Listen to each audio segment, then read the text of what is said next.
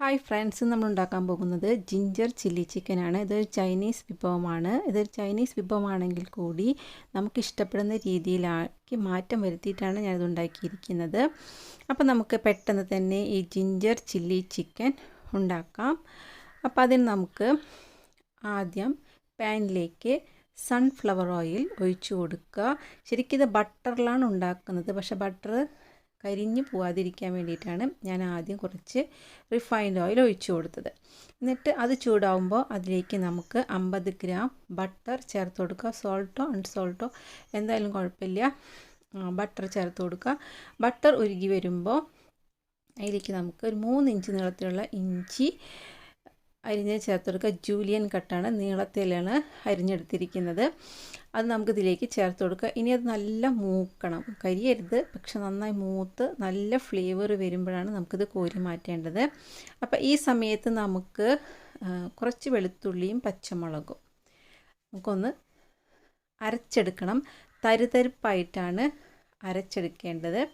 25-30 അല്ലി വരെ വെളുത്തുള്ളിയും 4-5 എരിവിനനുസരിച്ച് നമുക്ക് പച്ചമുളക് എടുക്കാം കേട്ടോ. 5 പച്ചമുളക് എടുത്തിട്ടുണ്ടെങ്കിൽ ഒരുപാട് എരിവില്ല, പാകത്തിന് എരിവ്. ഇത് നമുക്ക് തരിതരിപ്പായിട്ട് അരച്ചെടുക്കാം. ഇപ്പോൾ ഇഞ്ചിയൊക്കെ മൂത്ത് വന്നിട്ടുണ്ട്. ഇപ്പോൾ ഈ പത വരെ നോക്കണ്ട കേട്ടോ. നമ്മൾ ഓയിലും ബട്ടറും കൂടി മിക്സ്, അപ്പോൾ 2 തരം ഓയിൽ, അതായത് ബട്ടറും ഓയിലും കൂടി മിക്സ് ചെയ്തുകൊണ്ടാണ് ഇങ്ങനെ പതഞ്ഞിരിക്കുന്നത്. അത് കുഴപ്പമില്ല, നമുക്കതിൽ നിന്ന് ഒട്ടും എണ്ണയുടെ അംശമില്ലാതെ നമുക്ക് വറുത്ത ഇഞ്ചി കോരി മാറ്റാം. ഇതിപ്പോൾ അല്ല, നമ്മൾ കുറച്ച് കഴിഞ്ഞിട്ടാണ് ഇത് ഈ കറിയിലേക്ക് ചേർത്ത് കൊടുക്കുന്നത്.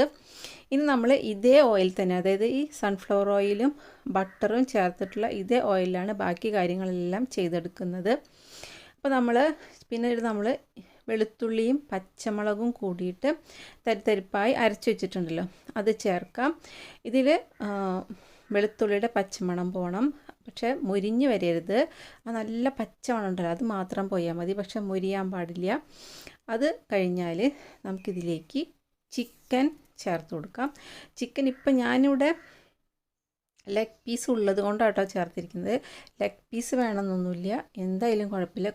ചെറിയ ചെറിയ കഷ്ണങ്ങളായിട്ടുള്ള ചിക്കനോ അല്ലെങ്കിൽ വലിയ പീസായിട്ടുള്ള ചിക്കനോ, ചിക്കൻ്റെ പീസിനോ ഒന്നും പ്രത്യേകതയൊന്നുമില്ല. നമ്മൾ ചിക്കൻ ഇതിൻ്റെ ഒപ്പം ചേർത്തിട്ട് ഇതിലൊന്ന് മസാല പിടിക്കുന്നത് വരെ നമ്മൾ 1-2 മിനിറ്റ് ഒന്നിങ്ങനെ വഴറ്റി കൊടുക്കണം. അപ്പോൾ ഈ വെളുത്തുള്ളിയും പച്ചമുളകൊക്കെ ഇങ്ങനെ ചിക്കനിലേക്ക് പിടിച്ചു തുടങ്ങും. അപ്പോൾ അതുവരെ നമ്മളിങ്ങനെ വഴറ്റി കൊടുക്കണം. പിന്നെ നമ്മൾ ശരിക്കും ഇതിൽ മഞ്ഞൾപ്പൊടി ഇല്ല, പക്ഷെ നമുക്ക് മഞ്ഞൾപ്പൊടി ഇട്ടാലൊരു സമാധാനമുള്ളൂ. അപ്പോൾ അതിന് വേണ്ടിയിട്ട് ഞാനൊരു 1 ടീസ്പൂണോളം മഞ്ഞൾപ്പൊടി ചേർത്ത് കൊടുത്തിട്ടുണ്ട്. ഇനി അത് എല്ലാവരും ചേർന്ന് വന്നു കഴിഞ്ഞാൽ നമുക്ക് ഉപ്പ് ചേർത്ത് കൊടുക്കണം. അപ്പോൾ ഇനി ഒരുപാട് സോസുകൾ ഇതിൽ വരാനുള്ളതാണ്.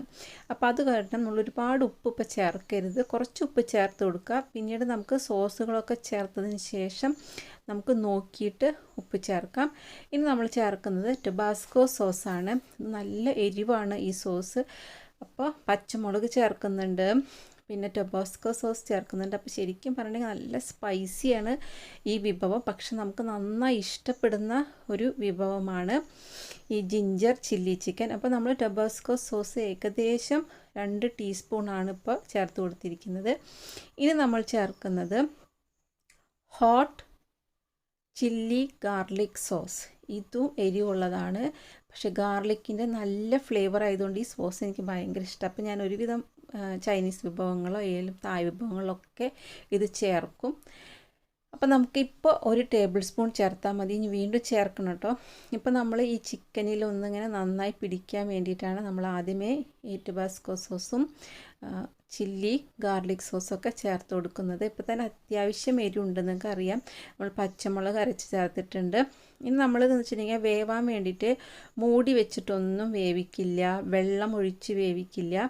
ഇതിൽ ചേർത്തിട്ടുള്ള ബട്ടറിലൊക്കെ ചേർന്നിട്ട് നമ്മൾ തിരിച്ചു മറിച്ചിട്ടിട്ട് ഇങ്ങനെ വേവിച്ചെടുക്കണം.